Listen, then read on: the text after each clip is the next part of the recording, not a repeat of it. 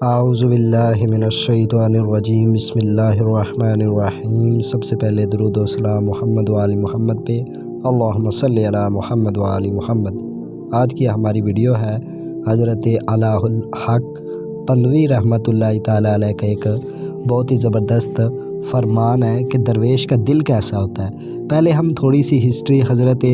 علاء الحق پنوی رحمۃ اللہ علیہ کے بارے میں جان لیتے ہیں۔ آپ مغربی بنگال کے بہت ہی مشہور و معروف صوفی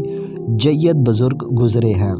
آپ کا نام علاء الحق تھا اور جو لقب تھا وہ پندوی، وہ پندوا سے نکلا ہے، یعنی مغربی بنگال میں ایک شہر ہے پندوا، جہاں آج بھی آپ کا مزار ہے، تو اس وجہ سے آپ کا لقب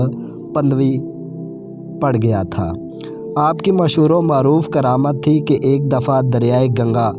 جو بھارت اور بنگلہ دیش سے نکلتا ہوا خلیج بنگال تک جاتا ہے، اس میں زبردست طغیانی آ گئی تھی، یعنی لوگوں کو ڈوبنے کا خطرہ تھا۔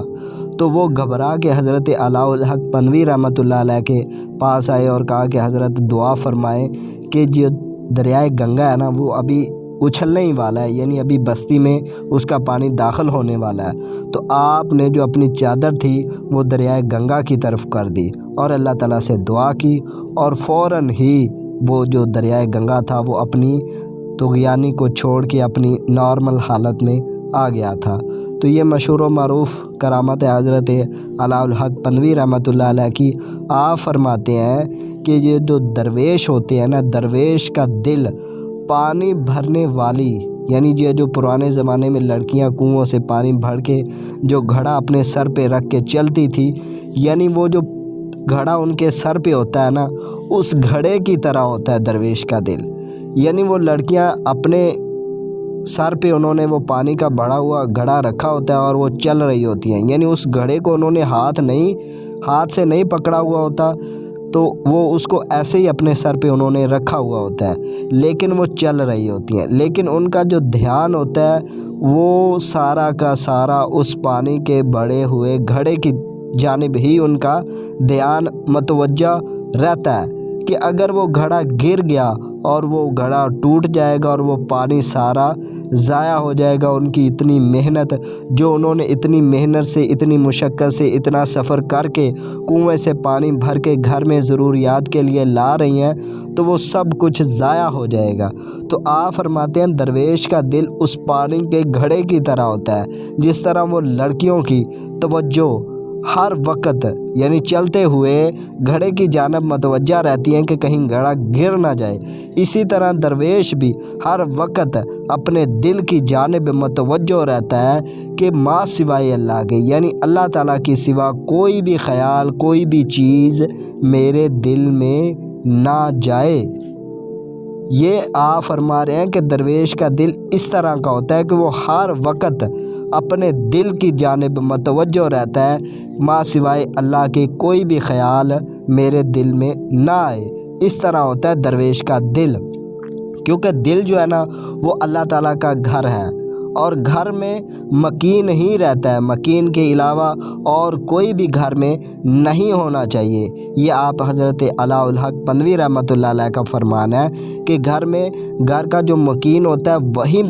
اچھا ہوتا رہے، کہ وہی اپنے اصل گھر میں وہیں رہے۔ تو اس لیے درویش جو ہے وہ ہر دم اس کا دھیان ہر وقت، چاہے وہ کام کر رہا ہے، چاہے وہ چل رہا ہے، چاہے وہ نماز پڑھ رہا ہے، چاہے وہ کسی بھی حالت میں ہے، اس کا دھیان، اس کی تمام تر توجہ، اس کی فکر، وہ سب کی سب اپنے دل کی جانب رہے گی کہ میرے دل میں اللہ تعالیٰ کے سوا کوئی بھی خیال نہ آئے۔ تو یہی فرمان حضرت علاء الحق پنوی کا بھی ہے، اور یہی حضرت سلطان العارفین سیدنا بایزید بسطامی علیہ رحمہ فرماتے ہیں کہ میں نے 30 سال تک جنگلوں میں ریاضت و مجاہدات کیے، اور میں اپنے دل کے دروازے کے اوپر بیٹھ گیا، یعنی میں اپنے دل کے دروازے پر بیٹھ گیا، اور ما سوائے اللہ کے کوئی بھی خیال کو میں نے 30 سال تک اپنے دل میں آنے نہیں دیا۔ حضرت سلطان العارفین بایزید بسطامی رحمۃ اللہ علیہ فرما رہے ہیں کہ میں 30 سال تک اپنے دل کا پہرہ داری دیتا رہا، اپنے دل کا پہرہ دار بنا رہا۔ 30 سال تک میں نے اپنے دل میں سوائے اللہ کے کسی چیز کو بھی آنے نہیں دیا۔ پھر ایک رات میں کیا دیکھتا ہوں کہ آسمان سے قطاروں کی قطار فرشتوں کی آ رہی ہے اور وہ میرے دل کے گرد طواف کر رہے ہیں۔ سبحان اللہ، یعنی آسمانوں میں قطاروں کی قطار فرشتوں کی اتر رہی ہے اور وہ میرے دل کا طواف کر رہے ہیں۔ تو جب میں نے یہ سارا معاملہ دیکھا تو پھر غیب سے مجھے ندا آئی کہ اے بایزید، تیرا دل اب اللہ تعالیٰ کا گھر بن چکا ہے، تیرے دل میں اللہ تعالیٰ کی ذات سما چکی ہے۔ یہ تیرے دل کا طواف نہیں کر رہی، یہ اللہ تعالیٰ کی ذات جو تیرے دل میں نقش ہو گئی ہے یہ اس کا طواف کر رہے ہیں۔ سبحان اللہ۔ حضرت بایزید بسطامی علیہ رحمہ ایک دفعہ حج کو جا رہے تھے تو رستے میں امام جعفر صادق جو ان کے مرشد تھے روحانی، تو انہوں نے روک لیا کہ بایزید کہاں جا رہے ہو؟ تو انہوں نے کہا کہ جی میں حج کے لیے جا رہا ہوں۔ تو انہوں نے کہا کہ تم میرے دل کا میرا طواف کر لے تو یہی تیرا حج ہو جائے گا۔ کیوں؟ کیونکہ وہ تو حضرت ابراہیم خلیل اللہ کا جو خانہ کعبہ حضرت ابراہیم خلیل اللہ نے بنایا اور یہ جو دل ہے وہ اللہ تعالیٰ کا گھر ہے۔ تو جو میرے دل کا میرا طواف کر لے گا تو سمجھ لے کہ تو نے کعبہ کا طواف کر لیا ہے۔ تو یہی فرمان حضرت سلطان